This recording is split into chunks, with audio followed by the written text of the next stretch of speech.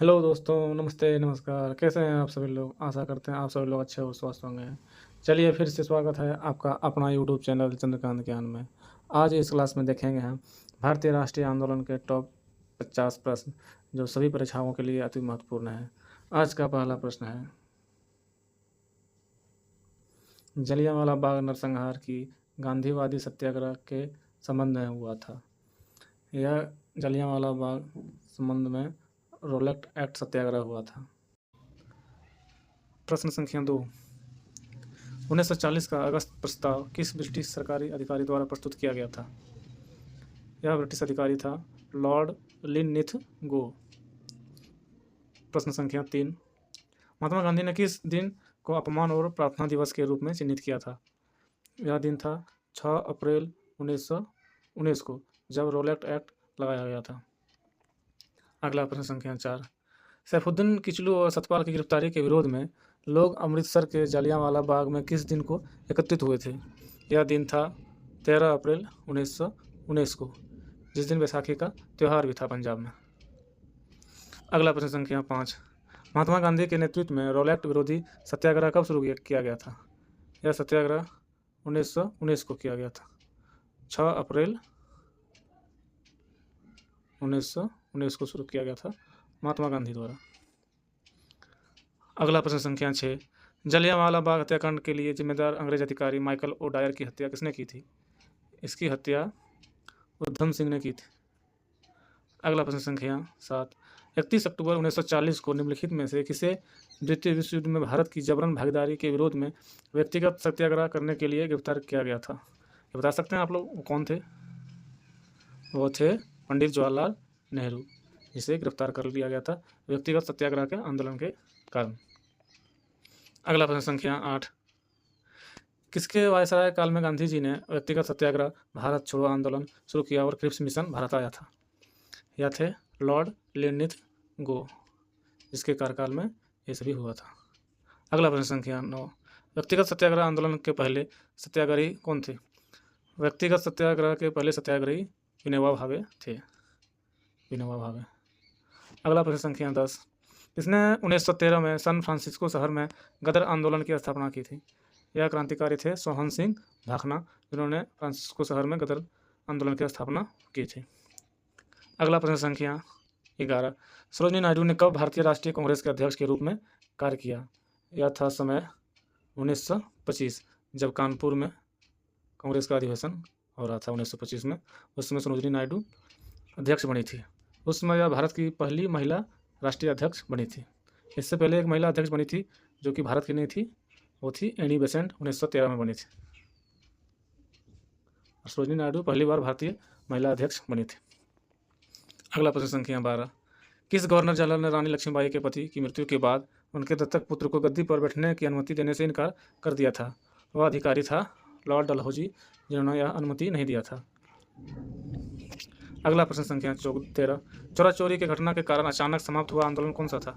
यह आंदोलन था असहयोग आंदोलन, जो कि 1920 में गांधी जी द्वारा शुरू किया गया था। अगला प्रश्न संख्या 14, गांधी जी ने कब असहयोग नीति की मुख्य विशेषताओं को रेखांकित किया था? यह समय था 1920 का, जब गांधी जी ने असहयोग की नीति की मुख्य विशेषताओं को रेखांकित किया था। अगला प्रश्न संख्या 15, सरोजिनी नायडू ने महात्मा गांधी को महिलाओं को आंदोलन में शामिल होने के लिए अनुमति के लिए राजी कब किया? यह राजी किया था नमक सत्याग्रह और सविनय अवज्ञा आंदोलन के दौरान। अगला प्रश्न संख्या 16, 1857 के विद्रोह के समय कौन सा शहर शामिल नहीं था? वह शहर था आगरा। आगरा शहर था जो उस समय 1857 के विद्रोह में शामिल नहीं था। अगला प्रश्न संख्या 17, ब्रिटिश भारत के राष्ट्रीय नेताओं में से किसने अप्रैल 1916 में पुणे में होम रूल लीग की स्थापना की थी? वह थे बाल गंगाधर तिलक, जिन्होंने 1916 में होम रूल लीग की स्थापना की थी। अगला प्रश्न संख्या 18, गदर क्रांति शुरू करने का सबसे महत्वपूर्ण कारण क्या था? सबसे महत्वपूर्ण कारण था कामाकाठा मारू घटना, जिसके कारण उसके बाद गदर क्रांति की शुरुआत हुई। अगला प्रश्न संख्या 19, प्रसिद्ध इंडियन नेशनल आर्मी INA के मुकदमे दिल्ली के लाल किले में कब हुई थी? यह मुकदमा 1945 में हुआ था। अगला प्रश्न संख्या 20, 1942 में भारतीय स्वतंत्रता लीग की अध्यक्षता किसने की और औपचारिक रूप से आज़ाद हिंद फौज की स्थापना? यह थे राम बिहारी बोस, जिन्होंने 1942 में भारतीय स्वतंत्रता लीग और औपचारिक रूप से आज़ाद हिंद फौज की स्थापना की थी, जिसके बाद इसकी कमान सुभाष चंद्र बोस के हाथ में सौंप दिया था। अगला प्रश्न संख्या 21। 1925 में भारतीय राष्ट्रीय कांग्रेस के अध्यक्ष चुने जाने वाले प्रथम भारतीय महिला कौन थी? वह महिला थी सरोजिनी नायडू, जो कि 1925 में कानपुर के सेशन में पहली भारतीय महिला राष्ट्रीय अध्यक्ष कांग्रेस की बनी थी। इससे पहले अध्यक्ष महिला में एनी बेसेंट थी, जो कि भारत की नहीं थी, लेकिन भारत की पहली बार सरोजिनी नायडू 1925 में बनी थी। अगला प्रश्न संख्या 22। रानी लक्ष्मीबाई की मृत्यु कहाँ हुई थी? इनकी मृत्यु ग्वालियर में 18 जून 1858 को हुई थी। अगला प्रश्न संख्या 23। अखिल भारतीय महिला सम्मेलन की स्थापना 1927 में से किस उद्देश्य से की गई थी? इसका मेन उद्देश्य था महिलाओं को शिक्षा में बढ़ावा देने का। अगला प्रश्न संख्या 25। किस महिला ने भारत छोड़ो आंदोलन के दौरान सक्रिय रूप से भाग नहीं लिया? वह महिला थी बेगम रोयका, जो कि भारत छोड़ो आंदोलन में सक्रिय रूप से भाग नहीं लिया था। अगला प्रश्न संख्या 26। भारत छोड़ो आंदोलन के दौरान भूमिगत आंदोलन चलाने वाली महिला नेता कौन थी? वह थी अरुणा असफ अली, जिन्होंने भूमिगत आंदोलन चलाई थी। अगला प्रश्न संख्या 27। भारत छोड़ो आंदोलन के दौरान गुप्त रेडियो संचालित करने वाली महिला नेता, वह महिला नेता थी उषा मेहता। अगला प्रश्न संख्या 28। किस भारतीय आंदोलन के दौरान पहली बार वंदे मातरम लोगों का लोकप्रिय गीत बना? यह था स्वदेशी आंदोलन के बाद लोगों का वंदे मातरम लोकप्रिय गीत बनने लगा था। अगला प्रश्न संख्या 29। ब्रिटिश वस्तु का बहिष्कार शब्द का प्रयोग निम्नलिखित में से किस आंदोलन में किया गया था? यह आंदोलन था स्वदेशी आंदोलन। जब बंगाल का बंटवारा 1905 में हुआ, तब लोगों ने ब्रिटिश के वस्तुओं का बहिष्कार करने लगा। अगला प्रश्न संख्या 30। महात्मा गांधी और भारतीय राष्ट्रीय कांग्रेस ने असहयोग आंदोलन का नेतृत्व कब किया था? यह नेतृत्व था सितंबर 1920 से फरवरी 1922 तक। अगला प्रश्न संख्या 31। 1922 में महात्मा गांधी ने असहयोग आंदोलन क्यों रोक दिया था? इसका रोकने का कारण था चोरा चोरी पुलिस थाने में आग लगाने के कारण। यह पुलिस थाना गोरखपुर में है, यूपी के गोरखपुर में। कुछ क्रांतिकारियों ने इस चोरा चोरी पुलिस थाने में आग लगा दी, जिसके कारण महात्मा गांधी ने असहयोग आंदोलन को रोक दिया था। अगला प्रश्न संख्या 32। 1920 में महात्मा गांधी द्वारा शुरू किए गए असहयोग आंदोलन का मुख्य उद्देश्य क्या था? इसका मुख्य उद्देश्य था स्वशासन।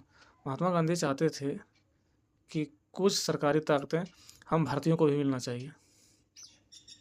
इसी के उद्देश्य से असहयोग आंदोलन 1920 में महात्मा गांधी द्वारा शुरू की गई थी। अगला प्रश्न संख्या 33। महात्मा गांधी के साथ नमक सत्याग्रह आंदोलन का नेतृत्व किसने किया था? यह नेतृत्व सरोजिनी नायडू द्वारा हुआ था। अगला प्रश्न संख्या 34। किस राष्ट्रीय आंदोलन में पहली बार महिलाओं की बड़ी पैमाने पर भागीदारी देखी गई? यह था सविनय अवज्ञा आंदोलन में महिलाओं की भागीदारी बढ़ गई थी। अगला प्रश्न संख्या 35। किसे मास्टरदा के नाम से भी जाना जाता? सूर्यसेन को मास्टरदा के नाम से जाना जाता। अगला प्रश्न संख्या 36। 1857 का भारतीय विद्रोह का प्रभावी रूप से किस शहर में समाप्त हुआ? यह शहर था ग्वालियर। ग्वालियर युद्ध के बाद 1857 का क्रांति धीरे धीरे कम होने लगा। अगला प्रश्न संख्या 37। किस घटना के परिणाम स्वरूप भारत छोड़ो आंदोलन शुरू हुआ था? यह परिणाम था क्रिप्स मिशन के असफलता के कारण। क्रिप्स मिशन जब असफल हो गया, इसके बाद भारत छोड़ो आंदोलन भारत के क्रांतिकारियों ने शुरू कर दिया। अगला प्रश्न संख्या 38। A.V. रामास्वामी नायकर द्वारा शुरू किया गया आत्मसम्मान आंदोलन निम्नलिखित में से किस राज्य से संबंधित है? यह संबंधित तमिलनाडु राज्य से था। तमिलनाडु राज्य। अगला प्रश्न संख्या 39। भारतीय विद्रोह 10 मई 1857 को मेरठ से शुरू हुआ और समाप्त 20 जून को 1858 ग्वालियर में हुआ। अगला प्रश्न संख्या 40। किस महिला ने स्त्री पुरुष तुलना 1882 में लिखी थी, जिसे भारत का पहला नारीवादी ग्रंथ माना जाता था। इस ताराबाई शिंदे द्वारा लिखी गई थी। अगला प्रश्न संख्या 41। 1857 का विद्रोह कहाँ से शुरू हुआ था? यह विद्रोह मेरठ से शुरू हुआ था। मेरठ में बैरकपुर में सिपाहियों द्वारा शुरू किया गया था। अगला प्रश्न संख्या 42। 1857 का विद्रोह कब शुरू हुआ था? यह शुरू 10 मई 1857 को शुरू हुआ था। अगला प्रश्न संख्या 43। 1857 के विद्रोह को किस नाम से जाना जाता है? 1857 के विद्रोह को सिपाही विद्रोह भी कहा जाता है, क्योंकि यह विद्रोह मैन सिपाहियों द्वारा किया गया था, जिसमें मैन सिपाही मंगल पांडे थे। मंगल पांडे या बैरकपुर रेजिमेंट के एक सिपाही थे, मंगल पांडे। अगला प्रश्न संख्या 44। गांधी जी को कहाँ से गिरफ्तार किया था? गांधी जी को